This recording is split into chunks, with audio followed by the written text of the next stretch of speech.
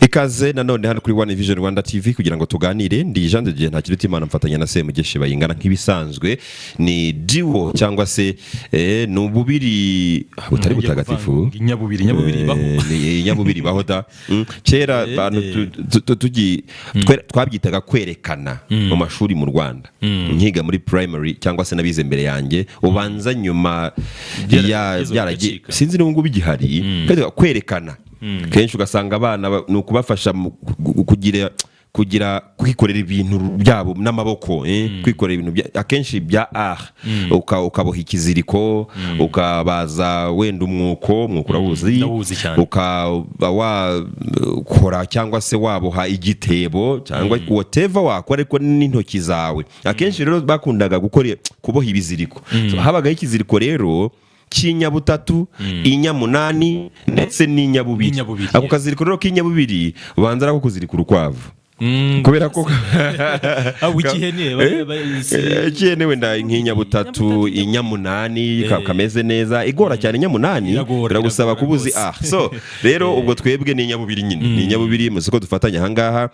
Turabasaba kugira ngo gusa mudushyigikire pe nta kindi bisaba, nta mafaranga, ntaki wowe internet uyifite n'ukanda kuri iyo link biraho ngaho, hanyuma ukareba ibingibi dukora, ukadushyiriraho like, ukadukorera subscribe. Rwose ni ibintu byoroshye nshuti zacu. Nyaboneka ibyo biradufasha twe, biduha courage, bifite kinini bivuze nubwo mwebwe bitabagoye. Mu Burundi hari igitangazamakuru cyitwa SOS Media Burundi yo kuganiraho, aho kuri ubu ngubu bavuga ko abasirikare banyuranye bageze muri 6 kandi bakomeye, ndetse n'abapolisi bamaze gutabwa muri yombi. Ni mu majyaruguru ya Bujumbura mairie aho bita ku Buterere, bakaba bashinjwa gufatanya n'umwanzi. Abantu bakavuga batese byaba byamenyekanye ko ari bamwe mu bagira uruhare mu gutwika inzu zinyuranye, amasoko anyuranye mu Burundi, cyane ko ngubu byabaye icyorezo. Bamwe nabo baza baryo bamenyekanye abantu batwika u Burundi cyangwa bafasha abagutwika. Jade reka nkubwire, mu Burundi hari ikintu abantu badashaka kuvuga, especially buri amamya ko inzego z'ubutasi twubaha ziba zifite amakuru, ariko hari amakuru ubona ko niba umuntu yavuga ko ari confidential, hari amakuru ubona ukabona ko wenda n'uyasakaza biri bukuru umutima abantu, ukaba ubizi ko wenda hari ikintu kitari cyiza kiri kubasatira, ariko ugakomeza guhishahisha uko byamera kose ntabwo uri butwika inzu kumwotsi ubure gusohoka uko byamera kose. Urajijisha ariko uko byamera kose umwotsi ntabwo uri buze kuva, turi butunguke. Ahangaha rero niba bigeze ku rwego rw'uko inzego za gisirikare za gipolisi batabwa muri yombi, noneho bikanavugwa ko hakekwa ko bari gukorana n'umwanzi utatangajwe ngo ninde, ariko umwanzi arazwi. Umwanzi wo hanze ni Red Tabara, uw'imbere mu gihugu we arakihishahisha nagazwe, ariko wo hanze ni Red Tabara. So aho icyo ni kubona binajya n'izi cases zimaze imisi ziri mu Burundi. Red Tabara cyangwa u Rwanda ku Burundi h'u Rwanda ni apparent rwose, bahita bavuga ati n'u Rwanda rwose. RDF se si u Rwanda niko babivuga, niko bivugira rwose. Umwanzi wo hanze twahisemo gukoresha bo Red Tabara, ariko iyo urebye inyuma babasobanura u Rwanda, bavuga u Rwanda niko ivuga yabimeze. Noneho imbere mu Burundi umwanzi uhari we ntago tuzi ngo ninde, ariko arahari na Ndayishimiye ajya byivugira president. Ndayishimiye ati mfite ibifi binini bitifuza ko nye namwe dutero ni namwe gutugira aho tugera. Aho bigeze rero ndabona uko byamera kose ni wa mwotsi, inzu yarahiye ariko umwotsi uri gutangiye gusohoka. Biri guhera mu gisirikare batawe muri yombi, ndetse nahoze mbona inkuru ya SOS Media Burundi, bamwe mu bayihaye amakuru ubwo nabagize famille z'aba bantu bafashwe bavuga bati mudukurikirane tumenye ibyabo, kubera ko bamwe mu baje kubafata harimo n'imbonera kuri. Uribuka kongere muri weekend ukuntu Reverend kuri yavuze ati mbonera kunizikorwaho, ati bara n'abana bacu iyo bavuze nabi natwe ubudututse, yututse imbonera kure ubudututse, nko kuvuga ngo n'abana bacu twohereje hariya. So igihari rero aba bantu bazwi urugomo, izi mbonera kure si bose, ariko nyine abumwe agatukisha bose uko byamera kose, ibikorwa bazwiho ni iby'urugomo. Noneho cya kintu rero ndi kubabwira kidashaka kuvugwa ariko mu Burundi ibintu bitameze neza, ni ikibazo kigiye kandi ntago kiri buze gutinda, ni igihe gito rwose turi buze kumenya ngo noneho ikibazo ni wa mwanzi uri imbere udashaka utaraba revealed, taramenyekana, cyangwa se n'uwo hanze wiri inyuma, ko byamera kose bari buze kubitangaza. Nicyo kintu ndi kubona hariya. Ni igihugu cy'u Burundi kuri ubu navuga ngo kiri mu kaga inshuro nyinshi cyangwa se mu buryo bwinshi. Urumva internally iyo abantu bari sude mu bintu byabo baorganiza bakora, iyo abantu bafatanyije burya bavuga ko ngo force iturutse hanze akenshi birashoboka ko yabashobora, ariko akenshi niyo yabashobora iragorwa cyane ku buryo muri kwa kugorwa ishobora gutsindwa ya force iturutse hanze. Hari n'imvugo mu gishinwa ivuga yego iyo abantu bari uni bakorera hamwe muri bo ubwabo bimeze neza, guturuka hanze ukaza ukababasha ni gake nubwo bishoboka. Now Uburundi hanze bufite abanzi, bufite Red Tabara, bufite yahoze ari Yangato Rwasaba mwirukanyemo pana FNL. Abanzi ni benshi, erega nabigeze kugerageza guhirika ubutegetsi mu Burundi baracyabara nk'abanzi, kandi niba babahiga ntawe uhiga utamuhiga. Ntushobora guhiga umujenerali nka Niyombare uvuge ngo wowe ngo nawaricaye ngo urumva ngo arasinziriye, biragoye. Nagira ngo nkubwire ngo Burundi bufite ubutegetsi buriho nyine ubwo mvuga, ubutegetsi buriho bufite abanzi from externally, kuva hanze y'u Burundi. None urumva ko ubu ngubu byamaze no kwerura ko bafite n'abanzi mwimbere mu gihugu, noneho mu ngabo no mu gipolisi. Niba polisi Gisirikare bashobora kuba bari mu 10, abasirikare bavuga ko ari 6, nahoze mbona imibare urebere neza tumenye precisely ngo ni mbona abasirikare 5 umupolisi ari umwe. Voilà, urakoze cyane. Ni yego nibyo urakoze cyane, abasirikare 5 n'umupolisi umwe. Ni ukuvuga ngo hahandi mwimbere bamaze gususpectinga cyangwa se gukeka ko naho harimo umwanzi, harimo ikimungu. Wa mwanzi rero uturutse imbere, niba koko ibyo babasuspectinga ari byo, umwanzi uturutse imbere niwe mubi burya arakanyagwa, naho uturutse hanze asanze mwe mumeze neza muba mwariteguye nyine accordingly, mushobora kurwana nabyo. Wowe bayingana ca hano, we Jado ca hano, we Fura ca hano, noneho mukavuga muti turakunesha, turakurwanya bikunde. Ariko iyo umwanzi ari guturuka muri mwe, niwe mwanzi mubi. Enemy from within, niwe mwanzi mubi cyane. Now si mu gisirikare cy'u Burundi gusa, na ahantu hariho hose, cyane cyane mu bijyanye noneho n'igisirikare nyine, ahantu hashobora kuzamo urugamba, hashobora kuzamo iki, inzego z'umutekano, iyo hari umwanzi uri mwimbere muri iyo force, muri icyo gisirikare, burya biba byakomeye cyane. Niyo mpamvu navuga ngo Burundi bugowe muri ubwo buryo bubiri, outside ariko none cya gitutu bashyirwaho n'abaturage bamwe, cyane cyane abafite imiryango, bafite abasirikare mu miryango yabo, bavuga bati ariko abana bacu barashirira hakurya mu ruhe rwego, hariya turi kurwanira y'iki koko? Mwarinze inkiko zanyu z'igihugu cyanyu nk'uko bisanzwe, hari ahakurya muri kujya kurwana n'abanyekongo ngo bigende ibintu nk'ibyo ngibyo. Iyo pressure yose riraza igakora ikintu kinini cyane. None ubu nibyo binahari ntibyavugwaga ko hari enemy within, umwanzi w'imbere mu gisirikare. Ubwo biravuze ngo barahari, niba bataye muri yombi bakajyanwa muri za service de renseignement national, muri za kasho n'iki, abo ngabo ubwo. Kandi ikindi burya bita bina dividing, hano haramutse harimo ba officers, aba ofisiye bakuru, cyari n'ikibazo none kiremereye kurushaho, bihita bitangira ku dividing igisirikare. Nuvuga ngo uriya muntu tuvuge ni colonel, ni general de brigade n'urugero, abafite abantu bari loyo kuri we, nubwo wenda batahita bigaragaza ako kanya, ariko hari ukuntu uba ufashe ikintu ugaca igikuba mu gisirikare mu buryo bumwe cyangwa ubundi. Ba bantu bari loyo kuri general de brigade runaka wafunze, kuri colonel runaka wafunze, ntabwo basigara n'ubundi bafite umutima ku kazi akenshi. Ntabwo uwo mutima bawugira, ariko haba harimo n'ikintu cyo kuvuga ngo natwe bashobora kubona ko hari icyo kintu gisa nk'ama branch, umuntu aba bantu kanaka natwe tukabigendanira. Niba hari n'uburyo bafite bwo kuba bakikingira cyangwa se bakirinda, nabo bagategura ubundi buryo ku buryo usanga bakomeye. Nahoze mbona inzego z'ubutasi, National Intelligence Service SNR, ndetse na OPG Judicial Police Officers. Izi nzego ubwo urumva ko yakoremo umupolisi umwe ndetse n'urundi rwego rw'ubutasi, nibo barimo barabaza aba bantu. Byakozwe ku munsi w'ejo, ku munsi wa gatatu nibwo aba bantu babajijwe. Igihari rero ni iki?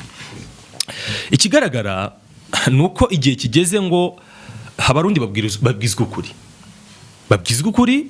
Perezida nubwo abivuze, ariko yabaye nk'ubica ku ruhande, niyo navuze ngo aba bantu ni bakanaka kandi we bwo arabazi, ni umusirikare n'umudiplomate n'umunyepolitike arabazi.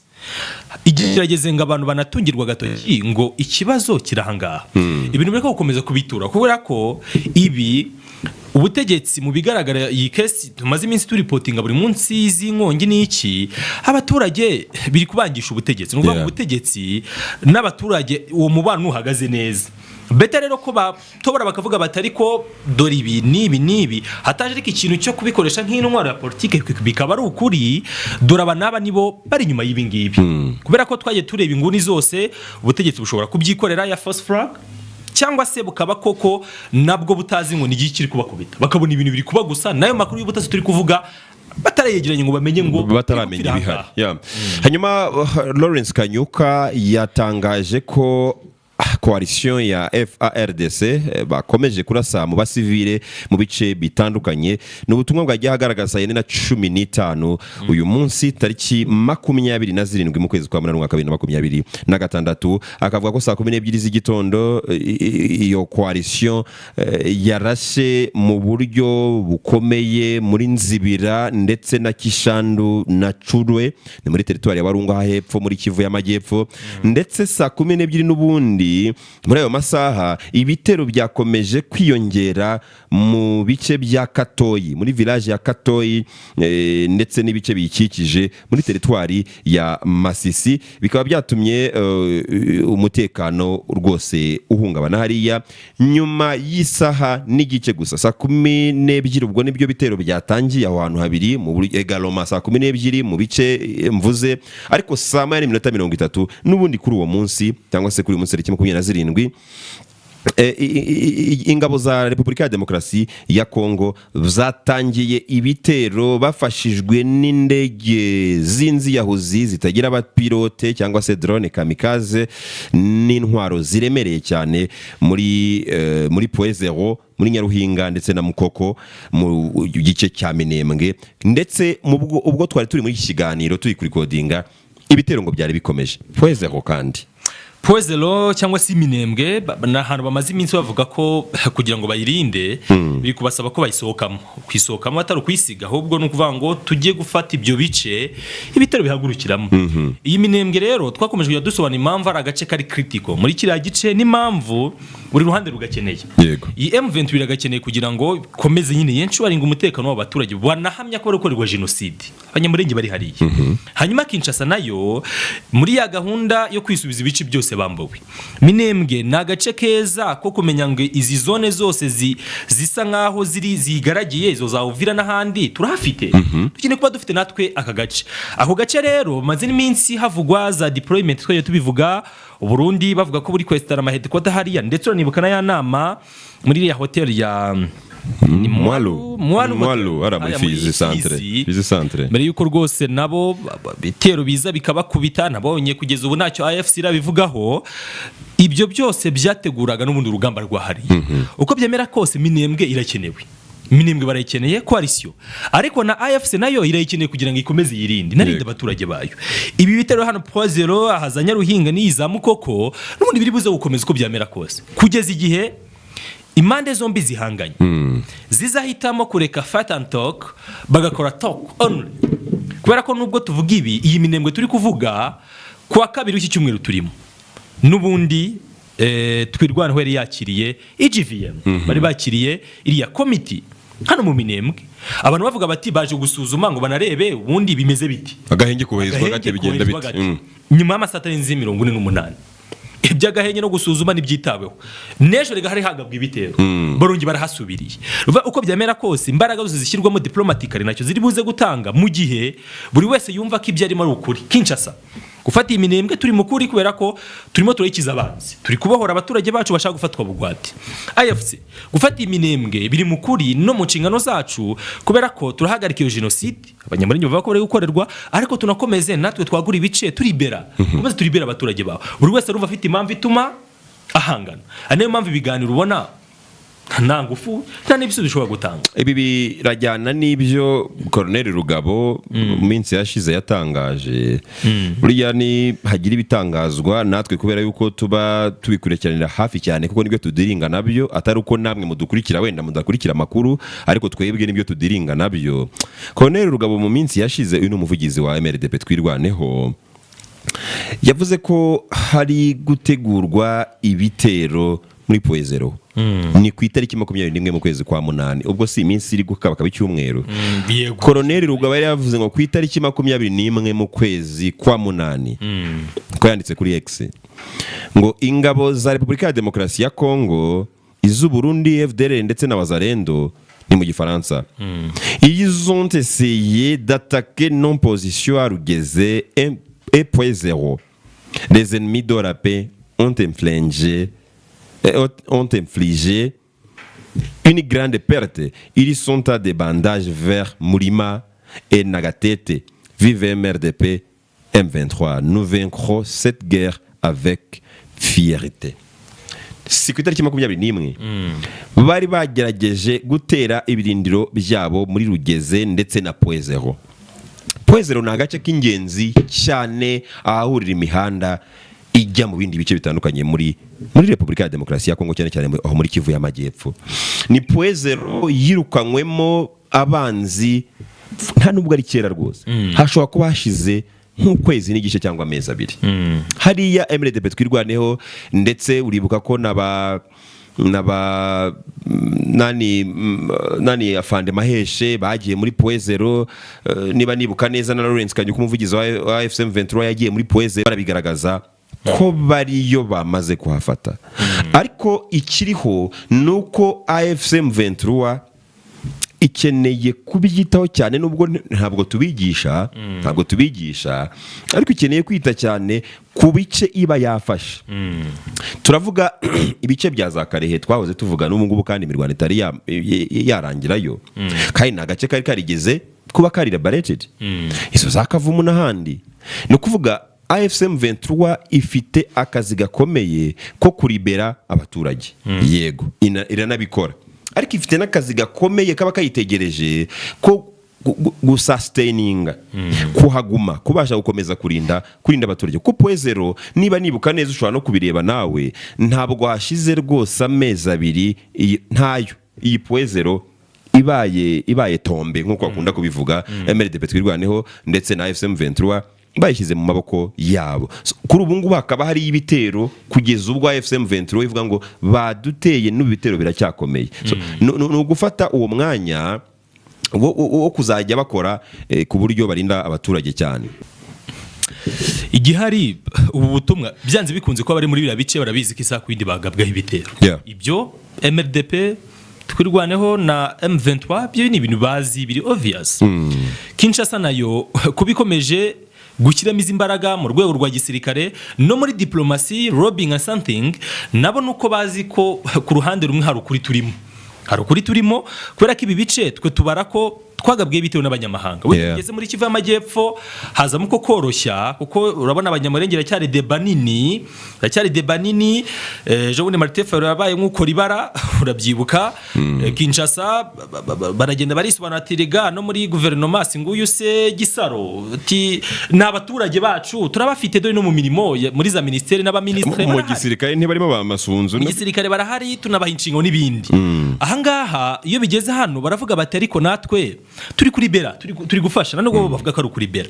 Nuvuga ngo turimo turakura abaturage bacu mu maboko yaba wabita abanyamahanga, kuko M23 yije bwo n'abanyamahanga cyangwa se abigumiye ku butegetsi twirwanaho n'ibindi.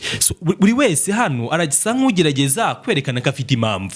Tugarutse rero kuri ibitero bagabye muri zone zitandukanye ukurikije uko yabivuze. Hari hano muri Poezero, hari muri Warungu ndetse na Katoyi muri Masisi. Yego vango bagarukanye ya strategy cyangwa se bwa buryo bwo gutungurana mu bice byose. Bushize ikintu twavuze twibaza tuti ariko M23 ihuzite gukomeza gusa nk'itandukanye ingufu.